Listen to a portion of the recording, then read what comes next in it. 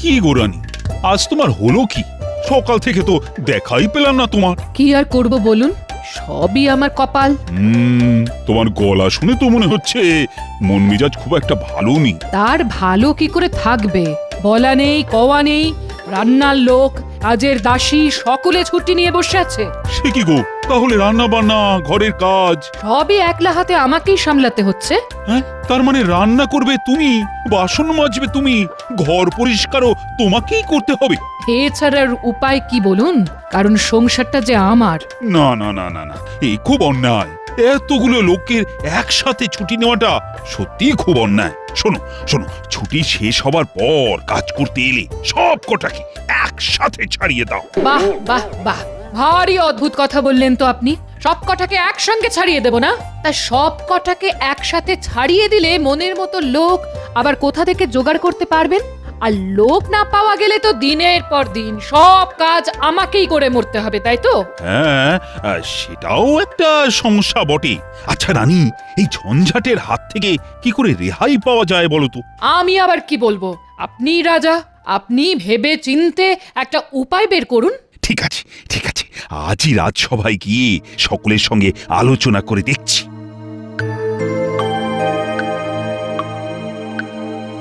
মহারাজ আজ কেন এত বিমর্ষ? মনে নেই কেন কোনো হর্ষ? তা কি করে থাকবে বলো? রাজবাড়ির সব কটা দাসদাসী আজ একসাথে ছুটি নিয়েছে। তোমাদের রানীমার যে কি কষ্ট বলে বোঝাতে পারবো না। আসলে কাজের লোক রাখার এটাই হলো ঝামেলা। ভাবো ভাবো, তোমরা সকলে ভেবেচিন্তে এমন একটা উপায় বের করো যাতে কাজের লোকের হাত থেকে রেহাই পাওয়া যায়। ঠিক বুঝলাম না মহারাজ। মানে এমন কিছু যা দিয়ে কাজের লোকের সব কাজ করিয়ে নেওয়া যায়। আচ্ছা বিজ্ঞানী, তুমি কি কিছু করতে পারো না? বিজ্ঞানে এর একটা উপায় অবশ্য আছে। আছে? তাহলে আর দেরি না করে বলে ফেলো। উপায়টা হচ্ছে যন্ত্র মানব। মানে সেটা একটা যন্ত্র, কিন্তু কাজকর্ম সব মানুষের মতো। আর মানুষের মতো তার খিদে, তেষ্টা, ক্লান্তি থাকবে না। ফলে কাজ করবে নিরলস। যেহেতু যন্ত্র, তাই সে ছুটিও চাইবে না আর কামাইও করবে না। বাবা বাবা বাবা, কি কথাই শোনালে তুমি! এই না হলে বিজ্ঞানী। তাহলে আর দেরি না করে কাল থেকে এই যন্ত্রমানব বানাতে লেগে পড়ো। তা কদিনের মধ্যে তৈরি হবে এই যন্ত্রমানব? কদিন কি বলছেন মহারাজ?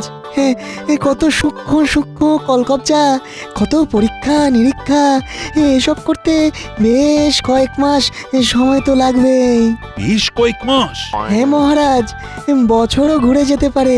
ব্যাস বোঝো, সমস্যা হয়েছে এখন, আর সমাধান হবে বছর ঘুরে যাবার পর। তুমি না একটা বাজে বিজ্ঞানী। সে আপনি বলতেই পারেন, তবে বিজ্ঞান তো আর আমার আপনার কথা মতো চলবে না। বিজ্ঞান চলবে তার নিয়মে। অত নিয়ম টিয়ম আমায় দেখিও না তো মহারাজ, ব্যাপারটা আমার ওপর ছেড়ে দিন। যন্ত্র মানবের কথাটা যখন জেনে গেছি, তখন দেখি কত তাড়াতাড়ি একটা হিল্লে করা যায়। এমন ভাবে কথাটা বললেন যেন আজ রাত থেকেই আপনি যন্ত্রমানব বানাতে বসে যাবেন।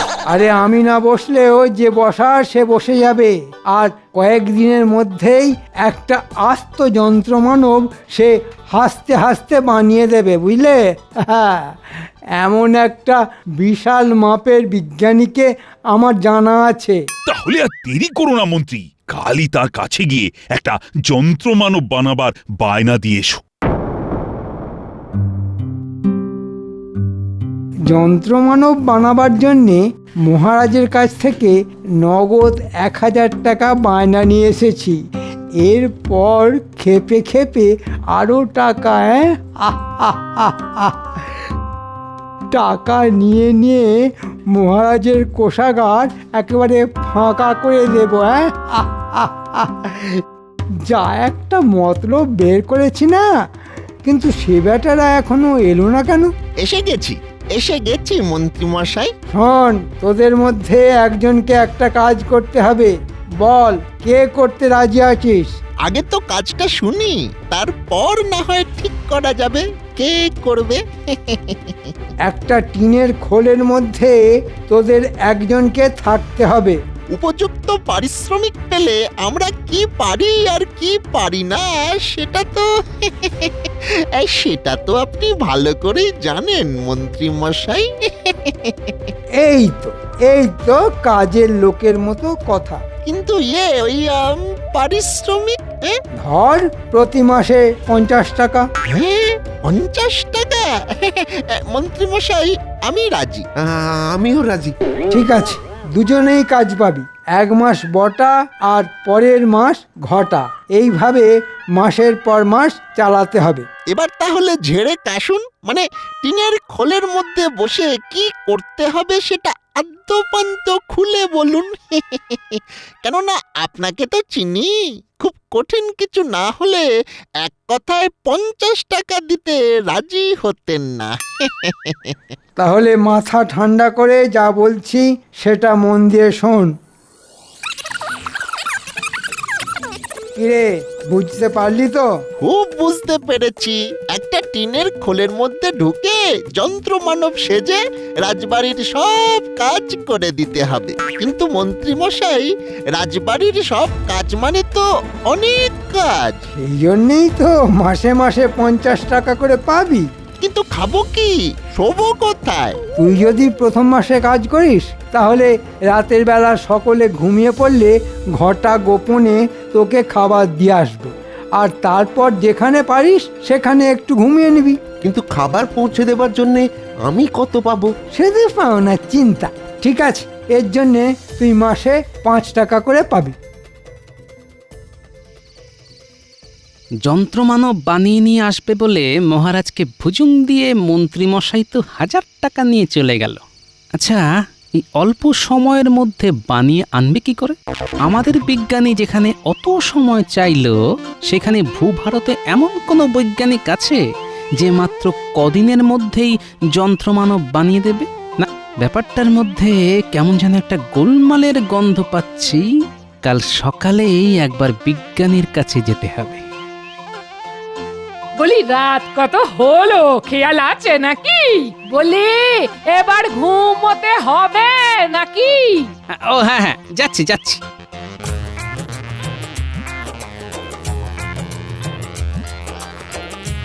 বিজ্ঞানী, বিজ্ঞানী বাড়ি আছে নাকি? হ্যাঁ, গোপাল এসো এসো, ভেতরে এসো।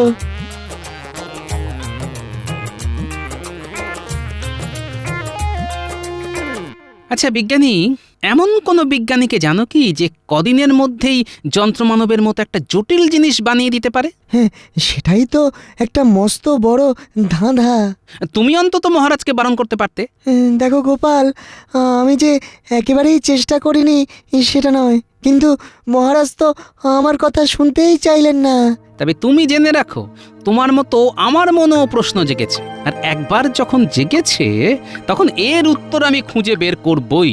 চলো একবার মহারাজের কাছ থেকে ঘুরে আসি। সে না হয় যেতে পারি, কিন্তু তাতে কি কোনো কাজ হবে? তবুও একবার তাকে বোঝাবার শেষ চেষ্টা করতে হবে।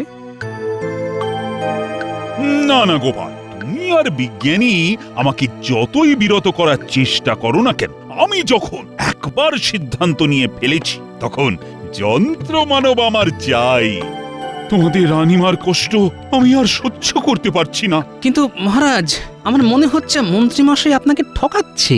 আমারও তাই মনে হয় মহারাজ। থামো, আসলে মন্ত্রীকে সহ্য করতে পারো না তো, তাই তার বিরুদ্ধে এত কথা বলছো। যাও যাও, এখন আসতে পারো তোমরা, আমার অন্য কাজ আছে। ঠিক আছে, যাচ্ছি। তবে একটা কথা, আপনি না ডাকলে নিজে থেকে আর কখনো আপনার সামনে এসে দাঁড়াবো না। তবে যাবার আগে আবার বলে যাচ্ছি, আপনি কিন্তু খুব বড় একটা ভুল করতে যাচ্ছেন। গোপাল!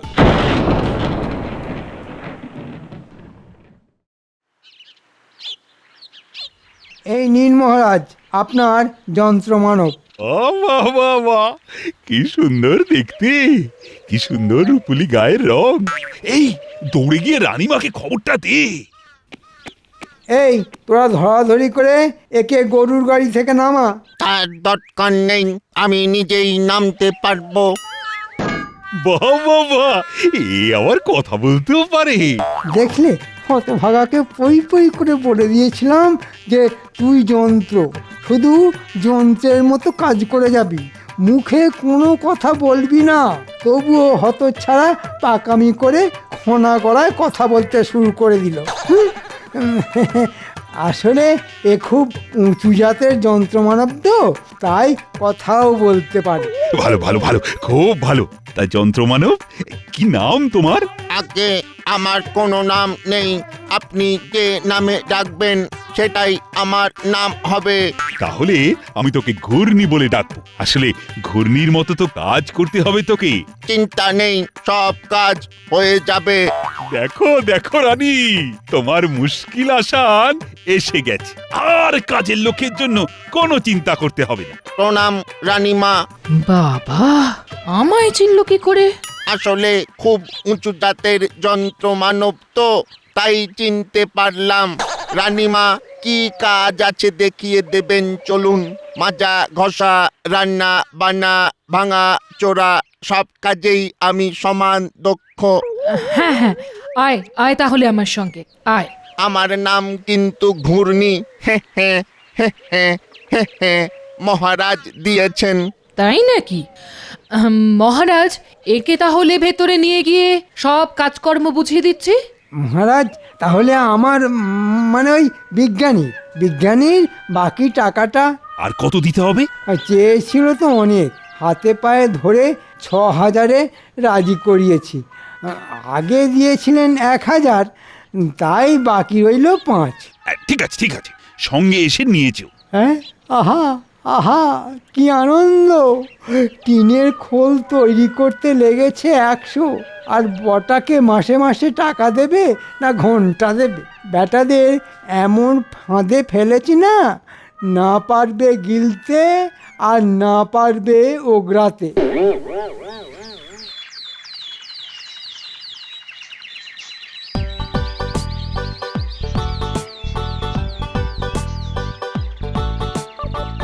কাল আমাদের সঙ্গে মহারাজ যা ব্যবহার করলেন সেটা কিন্তু ঠিক হলো না।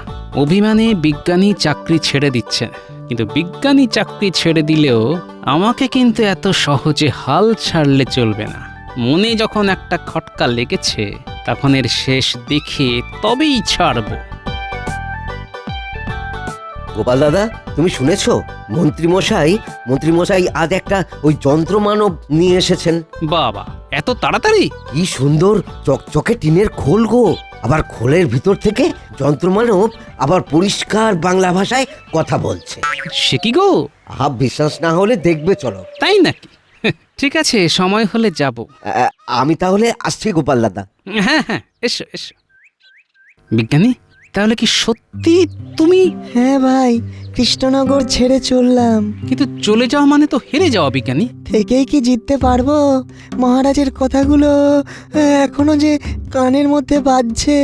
না না, তোমার অভিমানের কারণ অস্বীকার করছি না, তবে আমি বলি কি, সবকিছু ভুলে আরো কটা দিন থেকে যাও। আমি কথা দিচ্ছি, এই যন্ত্রমানবের রহস্য ভেদ আমি করবই করব।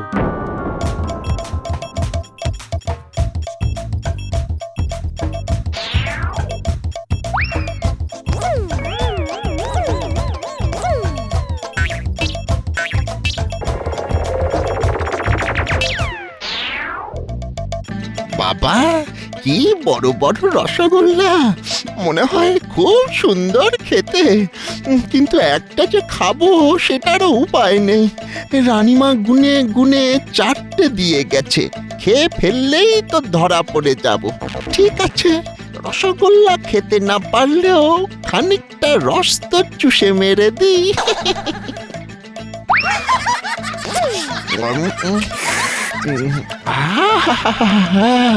রসগোল্লার রসটাও কি অসম্ভব মিষ্টি! না, চাই, দেরি হলে রানীমা হয়তো চলে আসবেন।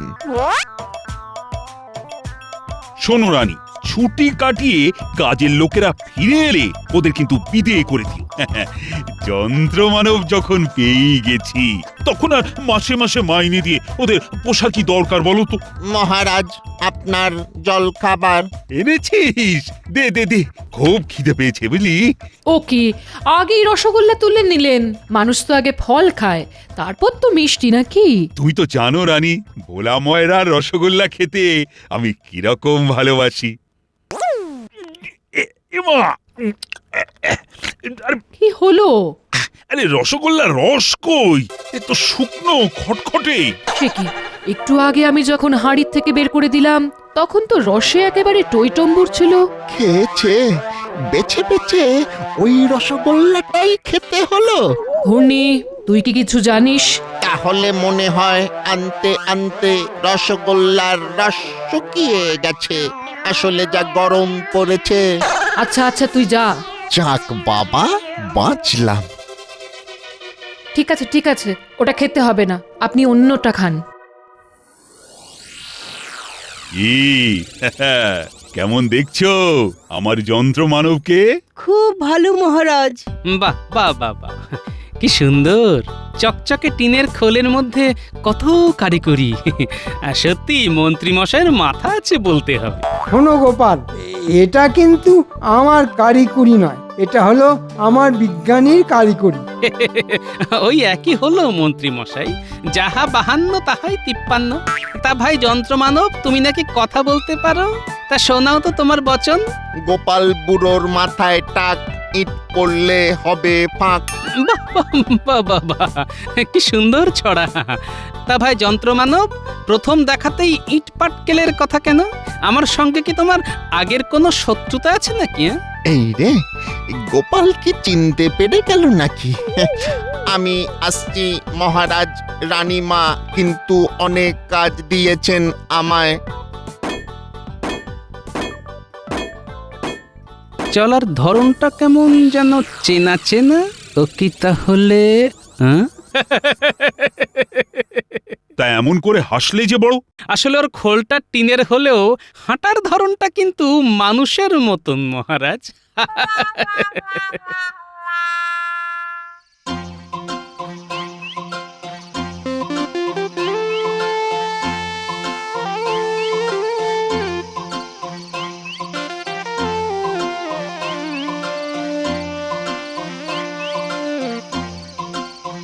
এত রাতে হাতে কৌটো নিয়ে এটা কে যাচ্ছে? না, ব্যাপারটা যে দেখতে হচ্ছে। ও, এ তো ঘটা, কিন্তু একা কেন? ওর জুড়ি আরেক মূর্তিমান কোথায়?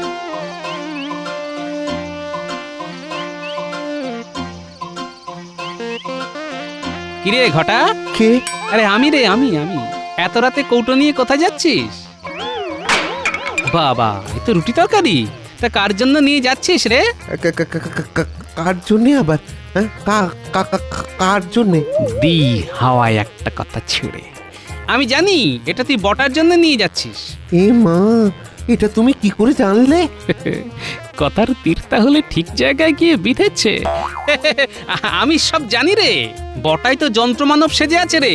কিরে, ঠিক বলছি তো? আমাদের কোনো দোষ নেই গোপাল দাদা, সব কিছু হয়েছে ওই মন্ত্রীর বুদ্ধিতে। সে তো জানি রে, জানি জানি। যত নষ্টের গোড়া ওই মন্ত্রী। ঠিক আছে, তুই যা, বটাকে আমি খাবার পৌঁছে দিচ্ছি। গোপাল দাদা, ও গোপাল দাদা, আমি যেন ফেসে না যাই। আরে তোদের কিচ্ছু হবে না রে।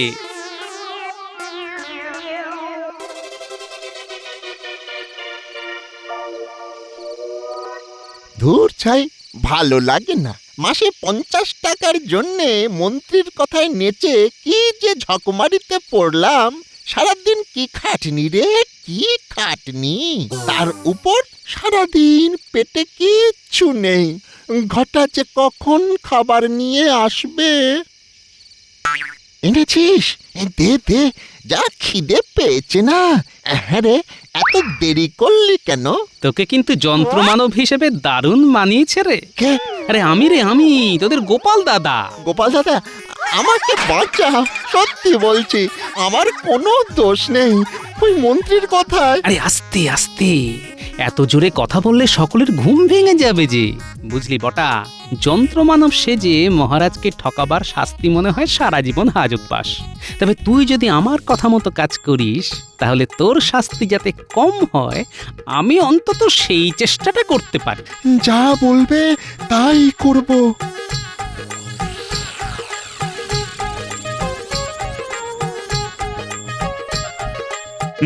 এবার তাহলে সবার কাজ শুরু করা যাক। এ কি বিজ্ঞানী, তুমি আবার রাজসভা কেন? আসলে গোপাল আজ খুব সকালে আমার বাড়ি গিয়ে বলল আজ নাকি রাজসভায় এক তামাশা হবে, তাই দেখতে। গোপাল! এ কি, তুই আবার এই সময় এলি কেন? বারে গোপাল দাদা যে বলল। গোপালের কথা তুই শুনবি কেন? তোকে কে তৈরি করে এনেছে? আমি। আর কে টাকা খরচ করেছে? মহারাজ। আর তুই বেয়াদব গোপালের কথা শুনছিস? হ্যাঁ, এ কি, তুই আমায় মারলি?